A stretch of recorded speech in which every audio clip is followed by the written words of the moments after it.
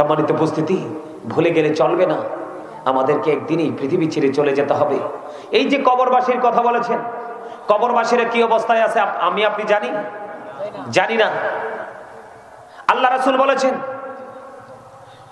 সমুদ্রের উপরে একজন মানুষ ভেসে বেড়াচ্ছে, কিন্তু সে কোনো কুল কিনারা পাচ্ছে না, সে আপনজনকে খুঁজছে। এই সমুদ্রের উপরে ভাসমান ব্যক্তিটা তার আপনজনকে পেয়ে যতটা খুশি হবে, তার চাইতে অনেক অনেক বেশি খুশি হবে কবরবাসী যখন তার আপনজন তার জন্য হাদিয়া পাঠাবে। জোরে কন্যা সুবহানাল্লাহ। সম্মানিত উপস্থিতি, কবরের চিন্তা তো আমাদের নাই। এই যে দুইটা চোখ কবরে যাওয়ার পরে যে আমাদের কি অবস্থা হবে, সেই অবস্থার চিন্তা আমরা করি না। এইদিকে তাকান, আল্লাহ রাব্বুল আলামিন বলেছেন, ইন্না বাতশা রাব্বিকা লাশাদীদ। আল্লাহ বলেছেন, the seizing of Allah is difficult. আল্লাহর ধরা, আল্লাহর পাকড়াও বড় শক্ত, বড় কঠিন। তার মানে আল্লাহ রাব্বুল আলামিন বান্দাকে খুব শক্তভাবে ধরবে। আল্লাহ রাব্বুল আলামিন বলেছেন, ইন্নাল্লাহা সারিউল হিসাব। Allah is quick to take account. Allah হিসাব গ্রহণে অত্যন্ত তৎপর।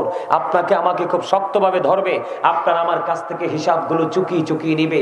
কিন্তু যদি আপনি বিপদে পড়ে যান, হিসাব যদি দিতে না পারেন, কোনো উপায় থাকবে না। এর মধ্যে জীবনের সময়গুলোর হিসাব আল্লাহর দরবারে দিতে হবে। যেমন আজকের এই দিন, আপনাদের এই গ্রামের মানুষের জন্য আজকের এই দিনটা হলো একটা ঈমানি পরীক্ষার দিন। কিসের দিন? ঈমানি পরীক্ষার দিন। আজকের এই দিনে কিন্তু মানুষের ঘরে থাকার কথা না, ঘুমানোর কথা না। আজকের এই দিনে মানুষের জান্নাতের বাগানে থাকার কথা। এই আপনি এই দুনিয়াতে বিপদে পড়লে কত ধরনের সাহায্যকারী খুঁজে পান।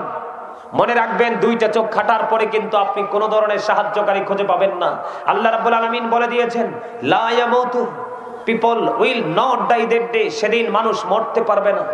আল্লাহ বলেছেন, ফিহা ওয়ালা ইয়াহইয়া, people will not be able to live that day. সেদিন মানুষ বাঁচতেও পারবে না। আল্লাহ বলেছেন, ওমা হুম আনহা বিগাইবিন, people will not be able to escape that day.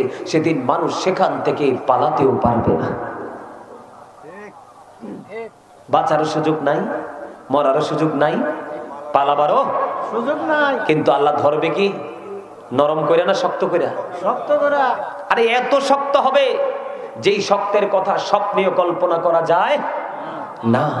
কি নিয়েছেন, কি প্রস্তুতি নিয়েছেন ওই পারের জন্য, ওই সময়ের জন্য, ওই জায়গার জন্য কি প্রস্তুতি নিয়েছেন?